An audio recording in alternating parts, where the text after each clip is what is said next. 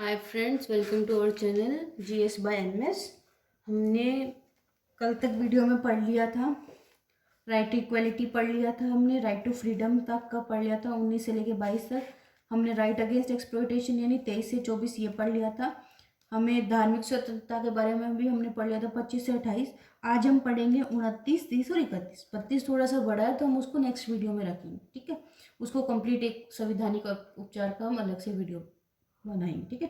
आज हम पढ़ेंगे 29, 30 और 31, कल्चरल एंड एजुकेशन राइट, शिक्षा एवं संस्कृति का अधिकार।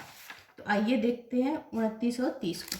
शिक्षा एवं संस्कृति, तो आर्टिकल 29 यानी अनुच्छेद 29 हमें क्या कहता है कि धर्म, जाति, ये हमें क्या कहते हैं, धर्म, जाति, संस्कृति, भाषा के आधार पर किसी को भी शिक्षा से वंचित नहीं किया जाएगा। मान लो किसी को इंग्लिश नहीं आती, उसको हिंदी आती है, तो ऐसा नहीं है कि उसको मतलब अगर उसे इंग्लिश नहीं आती तो उसे पढ़ने ही नहीं दिया जाएगा, ऐसा कुछ भी नहीं है। किसी जाति या वो किसी धर्म को बिलोंग करता है, मान लो वो माइनॉरिटी को बिलोंग करता है, कितनी सारी हमारे देश में माइनॉरिटीज भी हैं, तो उनको बिलोंग करता है, या वो किसी पर्टिकुलर जाति को बिलोंग करता है कि वो इस जाति से है, इस वजह से हम इसे क्या कहते हैं, शिक्षा से वंचित करते हैं। या ये पहले क्या होता था, जैसे ये जो हमारे BR अम्बेडकर साहब है, इनके टाइम पे क्या हुआ था, ये नीची जाति के थे तो इनको जो है और बच्चों के साथ पढ़ने नहीं दिया जाता, तो ये क्लास से बाहर बैठ के पढ़ते थे और शिक्षा जो है वो ग्रहण करते थे। बट आज के टाइम में ऐसा नहीं है। आज के टाइम में हर जाति का बच्चा जो है वो एक जगह पढ़ता है, इसलिए आपने देखा होगा स्कूल की यूनिफॉर्म होती है। ले अदरवाइज क्या होता, मान लो अगर वो घर के कपड़े पहनने होते, तो मान लो कोई बहुत अमीर घर का बच्चा है, वो बहुत सुंदर सुंदर कपड़े पहन के आएगा, या बहुत अपना फ़ोन लेके आएगा, या ये सब चीज़ें लेके आएगा। जो बहुत गरीब फैमिली का है वो क्या करके आएगा, वो नॉर्मल से उसके हो सकता है फटे हुए कपड़े ही हों, ठीक है। तो ये चीज़ें, इन चीज़ों को समानता वो बराबर रखने के लिए एक यूनिफॉर्म लगाएगी। स्कूल में फ़ोन वगैरह बैन कर दिए गए, महंगे गैजेट्स वगैरह स्कूल में इसीलिए बैन होते हैं ताकि जो बहुत अमीर है वो ज़्यादा शो ऑफ ना कर सके, और जो बहुत गरीब है उसे फील ना हो ये चीज़ें, कि उनसे लगे कि हम सब बराबर। तभी स्कूल की यूनिफॉर्म वगैरह सब बराबर, मतलब एक कलर की होती है, एक जैसी होती है, सब में बराबरी होती है, ताकि बच्चे सारे एक दूसरे को एक बराबर फील करें, ठीक है। तो 29 क्या कहता है, धर्म, जाति, संस्कृति, भाषा के आधार पर किसी को शिक्षा से वंचित नहीं किया जा सकता। और ये किसके लिए, स्पेशल अल्पसंख्यक लोगों के लिए, यानी जिसकी कमी है, जिनकी नंबर्स जिनके कम, नंबर इन द सेंस जिनका मतलब अमाउंट कम है, क्वांटिटी कम है, समझ आए। जैसे धर्म है तो वो अल्पसंख्यक है, जो एक मेजोरिटी धर्म के अलावा जो और धर्म है, या एक जाति है तो उच्च जाति के अलावा जो और जातियां हैं, या संस्कृति है, किसी पर्टिकुलर संस्कृति के अलावा कोई और कमजोर संस्कृति है, कमजोर इन द सेंस कि कम अमाउंट की है, मतलब उसको हम अल्पसंख्यक बोलते हैं। तो ये 29 जो है वो किसके लिए आया, अल्पसंख्यकों के लिए आया। और इसमें क्या है, सबसे पहले अल्पसंख्यक का प्रयोग संविधान में आर्टिकल 29 में, ये एक इंपॉर्टेंट क्वेश्चन है, ठीक है। ये क्या है, सबसे पहले अल्पसंख्यक का प्रयोग संविधान में कहाँ किया गया, आर्टिकल 29 में किया गया, इसी आर्टिकल में किया गया कि धर्म, जाति, संस्कृति, भाषा के आधार पर किसी को शिक्षा से वंचित नहीं किया जाएगा। स्पेशली किनके लिए, अल्पसंख्यक जो माइनॉरिटीज लोग हैं उनके लिए, ठीक है। और अल्पसंख्यक कौन होते हैं, अल्पसंख्यक में 10% से कम माइनॉरिटी, यानी जिनकी संख्या जो है वो टोटल पॉपुलेशन का, किसी स्टेट की पॉपुलेशन का 10% से कम है, तो वो अल्पसंख्यक कहलाएंगे। और ये जो है स्टेट यानी राज्य के लेवल पे काउंट होता है। ऐसा नहीं होता कि पूरे भारत के देश में कितने माइनॉरिटीज हैं, या ये स्टेट वाइज इनका डाटा कलेक्ट होता है, ठीक है। अल्पसंख्यक की गणना धर्म के आधार पर होती है, कुछ जगह पर भाषा के आधार पर भी होती है। मान लो कोई एक मेजोरिटी धर्म है, सपोज जैसे हिंदू धर्म है, किसी राज्य में हिंदू धर्म ज्यादा है, तो उस राज्य में हो सकता है जैन धर्म माइनॉरिटी में हो, क्योंकि वहाँ कम लोग हो, ठीक है। किसी यूं हो सकता है कि जैन धर्म वहाँ ज्यादा हो, बाकी कोई धर्म जो है वो माइनॉरिटीज में हो, तो इस हिसाब से होता है कि जहाँ उनकी संख्या कम हो, ठीक है।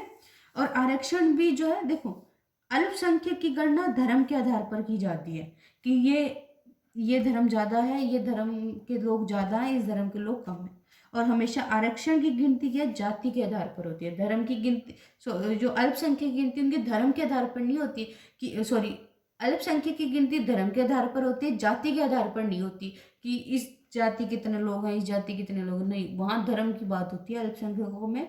और आरक्षण में जो है वो जाति की बात होती है। इसलिए आपने अलग अलग तरीके का देखा होगा, unreserved, OBC, other backward classes, ST, schedule caste, sorry schedule tribe, SC, schedule caste, ये आपने देखी होगी, ये जाति के आधार पर होता है, ठीक है। फिर आता है आर्टिकल 30, क्या कहता है कि अल्पसंख्यक अपनी संस्था, देखो मान लो आर्टिकल 29 इन्होंने सरकार संविधान ने पूरी कोशिश की है कि इनको कोई माइनॉरिटीज को जो है कोई कमी ना हो, ना जाति धर्म के आधार पर, ना जाति के, ना संस्कृति के आधार पर। अब मान लो फिर भी उसको ऐसा लग रहा है कि यहाँ मेजोरिटी अमाउंट ये है और मैं अपने आप को अलग फील कर रहा हूँ इसमें, या मैं अपने आप को कंफर्टेबल फील नहीं कर रहा, तो संविधान आर्टिकल 30 क्या कहता है कि अल्पसंख्यक अपनी संस्था खोल सकते हैं अगर वह असहज महसूस कर रहे हैं। अगर वो इनके बीच रह के असहज महसूस कर रहे हैं तो वो अपनी अलग से संस्था खोल सकते हैं।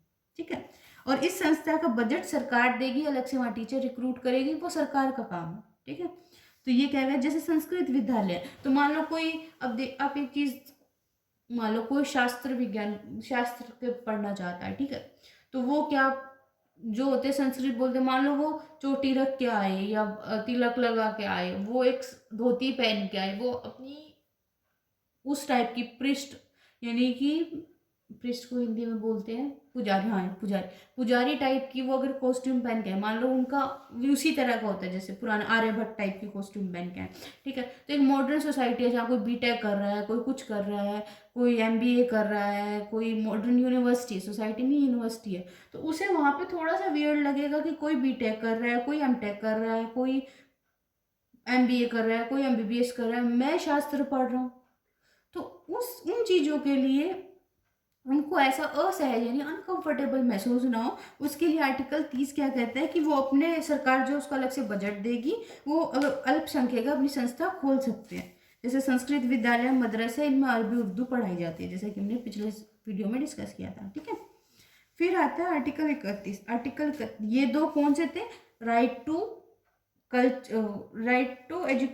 कल्चरल एंड एजुकेशनल राइट्स थे ये हमारे। अब आता है 31वां आता है राइट टू प्रॉपर्टी, जिसे हटा दिया गया और इसे कहाँ डाल दिया गया, 300A में डाल दिया गया। ठीक है, तो आर्टिकल 31 क्या कहते हैं, संपत्ति का अधिकार। 44वां 1978 मोरारजी देसाई की सरकार के टाइम में एक संशोधन हुआ था कि कोई किसी की संपत्ति आपस में तो कोई किसी की संपत्ति ऐसे जब्त नहीं कर सकता, लेकिन अगर सरकार देश के हित में या विकास के लिए संपत्ति लेती है तो उसे संपत्ति देनी होगी और उसे सरकार मुआवजा भी देगी उस चीज का, और इन्हें बहुत ज्यादा अमाउंट में मुआवजा दिया जाता है।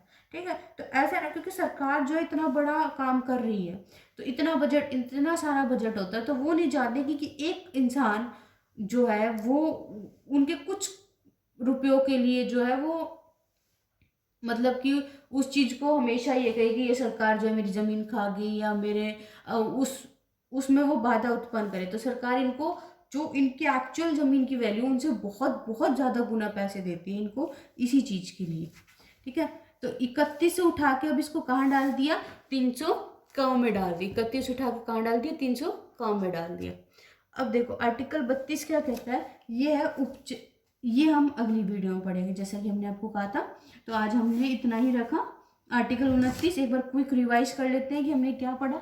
आर्टिकल 29 ये कहते हैं कि धर्म और जाति के आधार पर या संस्कृति के आधार पर या भाषा के आधार पर किसी से कोई भेदभाव या किसी को शिक्षा से वंचित नहीं किया जाएगा। ये स्पेशली अल्पसंख्यकों को लेकर, क्योंकि और जो अल्पसंख्यक नहीं है यानी जो मेजोरिटी है वो तो ऑलरेडी उसी एरिया के हैं तभी उनकी मेजोरिटी है, राइट।